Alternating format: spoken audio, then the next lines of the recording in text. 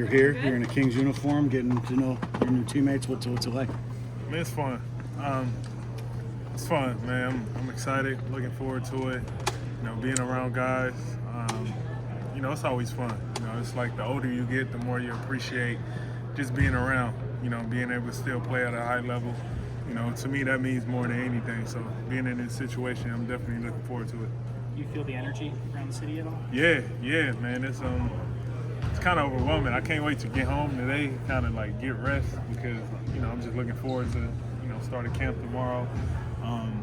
Can't wait to get around the fans. Kind of feel the energy a little bit more. But first and foremost, looking forward to just getting out there on the court with these guys, man. Exhausting. Yeah. It was exhausting. It was something new. It was something new for me, but it was cool. It was a heck of an experience doing something outside of my norm. But I enjoyed it. Did you expect the reaction from what the book has brought to a lot of people? Nah.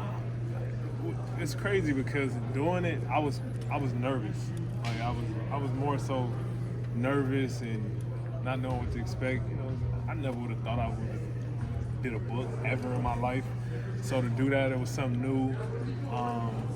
So once I got past those jitters and you start to get, the perception from the book, it was like, oh damn, you liked it, you know what I mean? So it was good, man. I was happy for it. DeMar, when did you finally get discussions been like with Mike Brown as far as trying to get you acclimated into the system? I mean, I'm simple, man. I always let it be, whatever you need from me, however you need it, just let me know. I never put too much thought process into it. I love the game of basketball. I'm gonna figure it out best way I can, individually and as a team. So to me, I just keep it simple. Whatever you need from me, let me know. DeMar, how long did the coach's new motto of Yeah.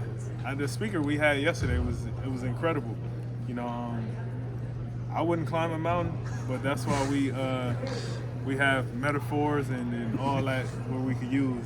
So tomorrow's us climbing that mountain. So I'm looking forward to it. That's How long not did it what take you Roki to doesn't finally? really want you to go climb a mountain. No, no air up there.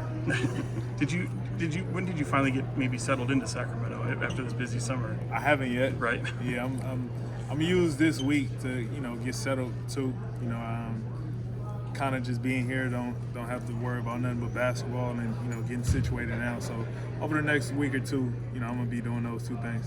Coming out west from the Eastern Conference, you know how wild it is just in this conference in general, but you've also shared you're here to win. You're here because you believe you have the best chance to win here. For sure. Just what's your thought on how difficult this conference is going to be, but how difficult the Kings are going to be as well? I mean, I played in the West 3 years when I was in San Antonio.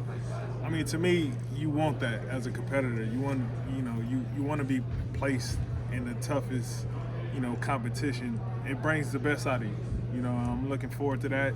These guys are extremely talented. They want to win from top to bottom, from the fan base to, everybody. When you see something like that, you want to be a part of that. And, for me, I'm looking forward to just, bringing it every single night. Does it feel more loaded this year? Yeah, I love that. For me as a competitor, looking at that, you look at it like, yeah, that's what you want. You want that every single night. So to me, I was more so excited, coming back west, being a part of that. DeMar, how much do you take it upon yourself to kind of be a tone setter and a guy who leads, and how do you do that? I mean, that's always been my job, try to lead by example. Sometimes, I'm not the most talkative at times, but I'm the one that every single day, what you're going to get from me in every single way, and that's to, lead by example, and with that, leaving it all out there on the line, competing at the highest level. I'm a dog when it comes to that. I just want to win. Every game's how excited is it to believe in this? How excited is it to be able to be one of the guys that's going to help King World? I'm looking forward to that. I ain't gonna lie, I'm looking forward to that because even looking at him, I was the same way when I was young, quiet, didn't say much, just kind of went along with the flow. But that kid got a lot of talent, So it's gonna be fun just to be able to be a vet to him and kind of get him out of his comfort zone and take him to the next level. of course, every game's important, but it feels like now with how close the conference was last year, just every game carries a tremendous amount of weight. From your experience just being in the league, as long as you have the parity in the league right now and how good it seems like everybody is, how fun and exciting is that as a competitor? Like I said, that's what you want. You don't want no easy day off. A true competitor don't. You want to test yourself, and you want the best to come out of you every single day. It's fun being in this conference. Looking forward to it. I think, you look, 1 out of 15 teams in this conference, 14 of them solid. Anything can happen.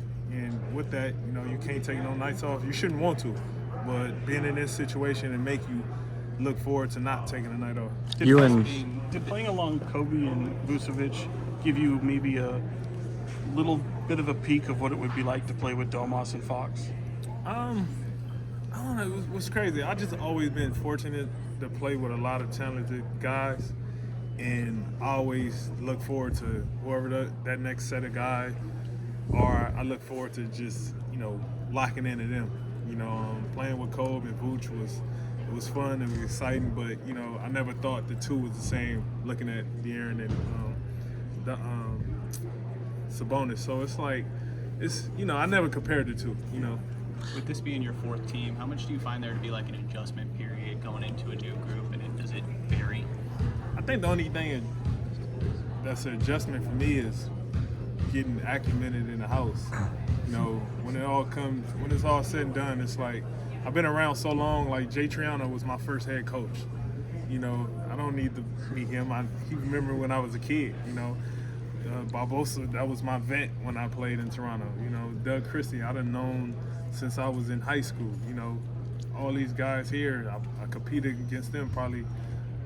Everybody on the team, their whole career. So, you kind of got to feel and understand everybody's talent. So for me, it's not really an adjustment. It's just more so like, just let's get to work and let's see how quick we can get this thing going. We saw you and Sabonis work out at SC. What was valuable about that experience, just to spend some time with them on the court and off the court?